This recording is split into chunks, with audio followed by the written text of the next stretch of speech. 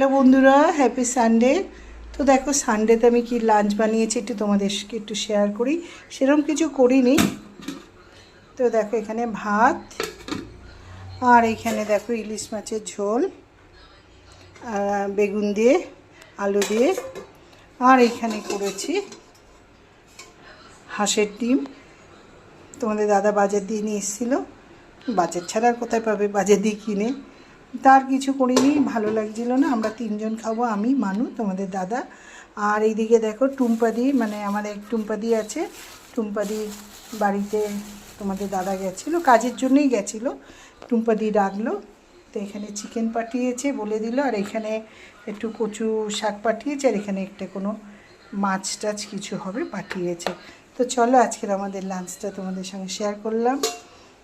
তো সবাই আজকে জমিয়ে খাওয়া দাওয়া করো। তো বাই বন্ধুরা।